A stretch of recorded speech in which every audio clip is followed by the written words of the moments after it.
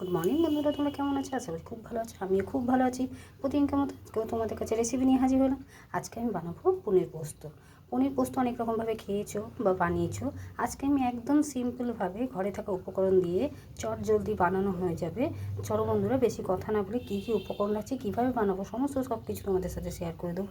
তার জন্য দেখো, আমি পনিরটা বাড়িতে বানিয়ে নিয়েছি।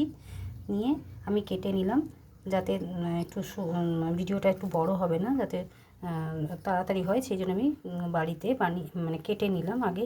আর আমি এটা বাড়িতেই বানিয়েছি, ছোটো ছোটো করে দেখো বানিয়ে নিয়েছি, কেটে নিয়েছি। এখানে নিয়ে নিয়েছি কাজু বাদাম আর পোস্ত, আর নিয়েছি সামান্য পরিমাণে আদা আর কাঁচা লঙ্কা। এবার তোমরা ঝাল যেরকম খাবে সেরকম নেবে। আমি একটি কাঁচা লঙ্কা বেটে নিয়েছি। এখানে নিয়ে নিয়েছি ফোড়ন দিয়ে শুকনো লঙ্কা, গরম মশলা আর কালো জিরে।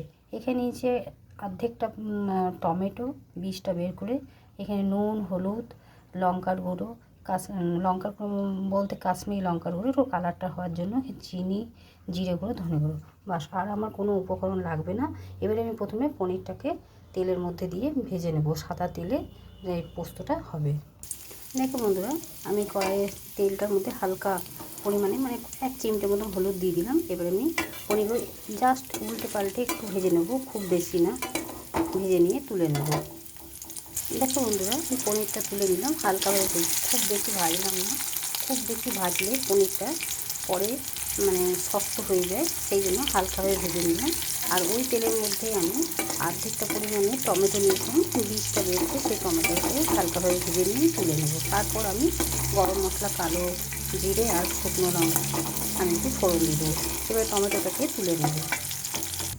দেখো বন্ধুরা, গরম মশলা ফোড়ন দিয়ে শুকনো লঙ্কা ফোড়নটা দিয়ে ভালোভাবে ভাজা হয়ে গেছে। এরপর দিয়ে দেবো সমস্ত যে গুঁড়ো মশলাটা আছে, সেই মশলাটা দিয়ে দেবো, আর একটু সামান্য জল দিয়ে দেবো। দেখো বন্ধুরা, গুঁড়ো মশলাগুলো ভেজে নিয়ে দিয়ে দিলাম কাজু বাদাম আর পোস্ত বাটাটা, যেটা বেটেছিলাম সেই বাটাটা। আমি আগে দিলাম এই কারণে যে জিরে ধনের যে একটু গন্ধটা থাকে, সেটা গন্ধটা থাকবে না। আর একটু লঙ্কা, কাশ্মীরি লঙ্কার গুঁড়োটা দিয়েছি যাতে একটু কালারটা ভালো আসে বলে। এরপর দিয়ে দেবো বাটি ধোয়া একটু জল। এবারে ভালো করে একটু নেড়ে চেড়ে কষে নেব, খুব বেশি নয়। এইভাবে তোমরা অতি অবশ্যই বাড়িতে বানিয়ে খেয়ে দেখবে। ভাত, রুটি, সমস্ত সব কিছুতেই ভালো লাগবে। পরোটা, পোলাও, ফ্রাইড রাইস। এভাবে আমি কিছুক্ষণ নেড়ে চেড়ে নিই, তারপর তোমাদের কাছে ফিরে আসছি।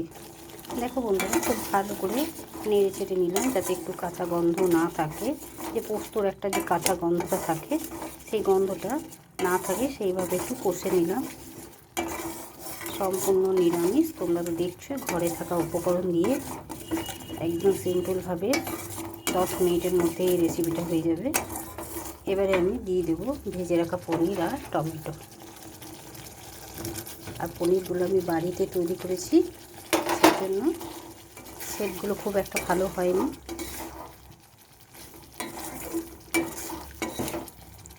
এইভাবে আমি নেড়ে চেড়ে নেব। তারপর আমি গ্যাসটাকে অফ করে নামিয়ে নেব। তার আগে একটু গরম মশলার গুঁড়ো দিয়ে দেবো।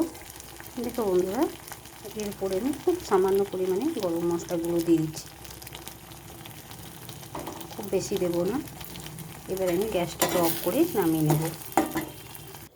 দেখো বন্ধুরা, পনির পোস্তের রেসিপিটা আমার তৈরি হয়ে গেল, একদম ঘরোয়া উপায়ে, ঘরে থাকা উপকরণ দিয়ে। তোমাদের কেমন লাগলো অতি অবশ্যই জানাতে ভুলবে না।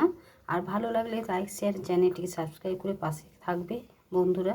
আমাকে একটু উৎসাহ দেবে, নতুন চ্যানেলটিকে, ছোট্ট চ্যানেলটিকে আমাকে একটু এগিয়ে যাওয়ার তোমরা পাশে থাকবে, একটু উৎসাহ দিয়ে আমাকে এগিয়ে যেতে একটু সাহায্য করবে। আজকের মতো এতটুকুই। কালকে আবার অন্য কোনো রেসিপি নিয়ে হাজির হব। সুস্থ থেকো, ভালো থেকো, তোমরা আমার বন্ধু হয়ে পাশে থেকো।